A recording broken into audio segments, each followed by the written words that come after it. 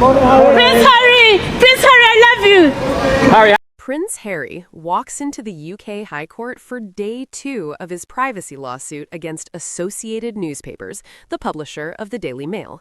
Cameras are rolling. Reporters are packed in like sardines. The same press pack that has stalked, smeared, misquoted, and monetized his pain for decades is standing there pretending this is just another court appearance. And then it happens. Clear as day. Audible. Unscripted. Unpaid, unfiltered. A British fan shouts, "Prince Harry, I love you." Boom. That's it. That's the story.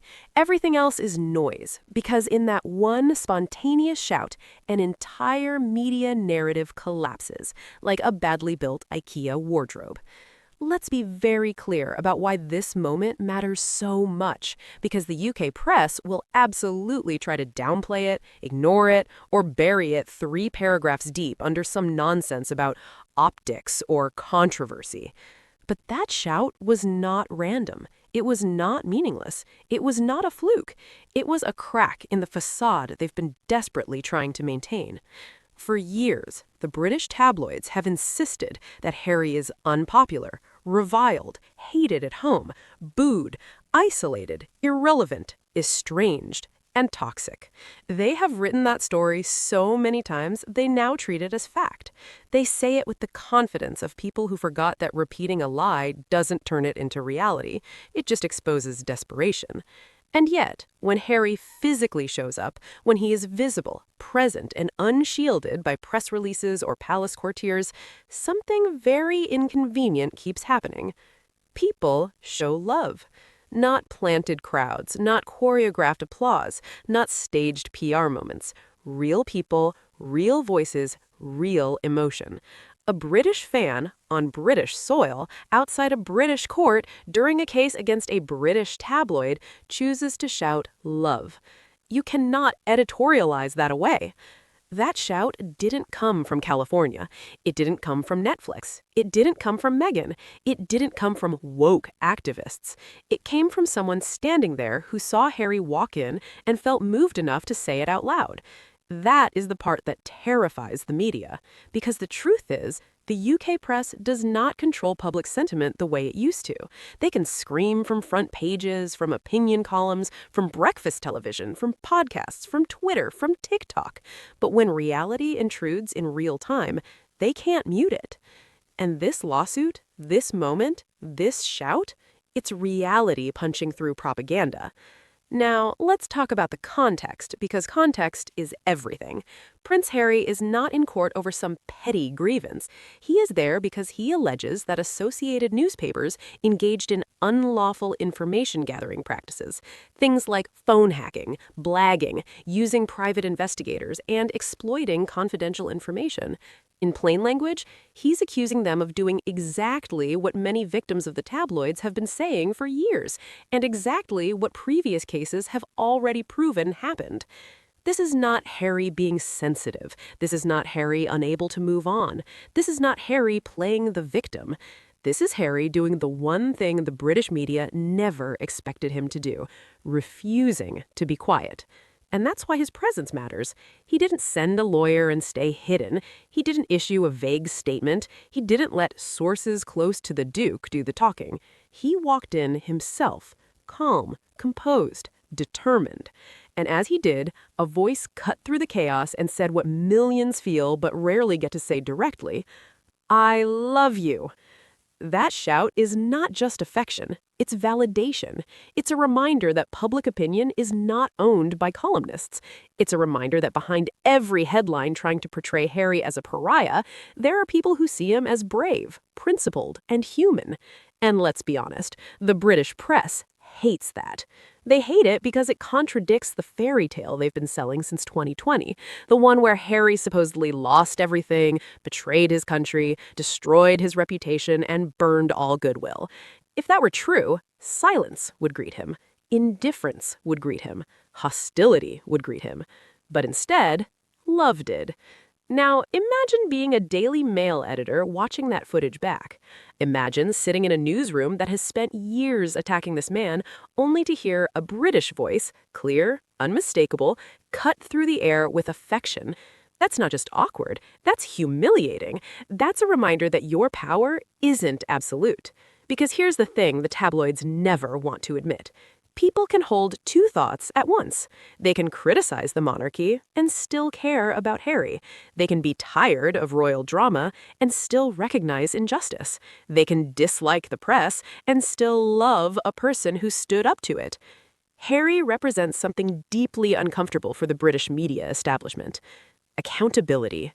He's the one who didn't fold, the one who didn't go quiet, the one who didn't accept that's just how it is. And for many people, especially in Britain, that takes courage. Courage resonates. That's why that shout matters. It wasn't just support for Harry as a celebrity, it was support for what he represents, someone challenging an institution that has harmed countless lives and then hid behind press freedom every time it gets called out. Let's also talk about the sheer irony of this moment. Harry is in court fighting for privacy. The press is there in full force. Cameras are clicking, mics are everywhere, and yet, in that sea of controlled messaging, the most powerful thing that happens is unscripted. One person, one voice, one sentence. That's storytelling the tabloids can't control. And notice how fast some outlets will try to minimize it. They'll say it was one fan. They'll frame it as isolated. They'll avoid playing the audio. They'll focus instead on body language, facial expressions, anything but the moment itself. Because if they linger on it, the illusion cracks. Because once you acknowledge that love exists, you have to explain why. And explaining why leads straight back to uncomfortable truths about harassment, racism, misogyny, institutional silence, and the press's own role in amplifying harm. It's easier for them to pretend the shout didn't matter. But it did. It mattered to Harry, it mattered to supporters, and it mattered to every person who's ever been told to shut up and accept mistreatment, because that's just how it is. Now, let's zoom out. This isn't the first time public warmth has contradicted media narratives about Harry. We've seen it before. Quiet nods, smiles, cheers, online support, viral comments, international sympathy. The difference now is that this moment happened in the UK, at the High Court, during a case that directly challenges the media's power. The timing is brutal. The symbolism is allowed. Harry isn't begging for approval. He's not chasing popularity. He's pursuing justice. And along the way, people are choosing to support him anyway. That's the part the tabloids never planned for. They assumed that if they shouted long enough, everyone else would fall silent. They assumed Harry would fade into the background. They assumed Meghan would be blamed for everything. They assumed time would do their dirty work. Instead, time has done the opposite. It's exposed patterns, it's validated claims, it's shifted perspectives. And now, even outside a courthouse, the cracks are audible. I love you. 3 words. No qualifiers, no apology, no hesitation. That fan didn't say, I love you but, didn't say, I love you even though, didn't say, I love you but the papers say, just love. Out loud, in public. And honestly, good for them, because loving someone who stands up to power, who challenges abuse, who refuses to be bullied into silence, that's not naive. That's principled. And Prince Harry walking into court hearing those words, that's not weakness, that's strength. The British press can keep writing their angry columns. They can keep pretending they speak for the nation. They can keep frothing about optics and reputation. But they cannot unring that bell. They cannot erase that voice. They cannot pretend it didn't happen. They cannot control what people feel.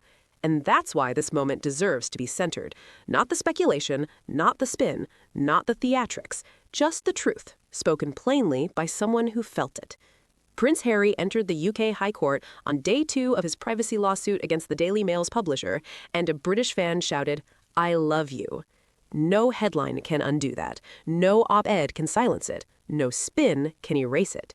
History remembers moments like this, and the media knows it. That's why they're nervous. That's why they're loud. That's why they're watching every step he takes. Because love, real, public, unapologetic love, is the one thing they can't control. And it showed up right on cue.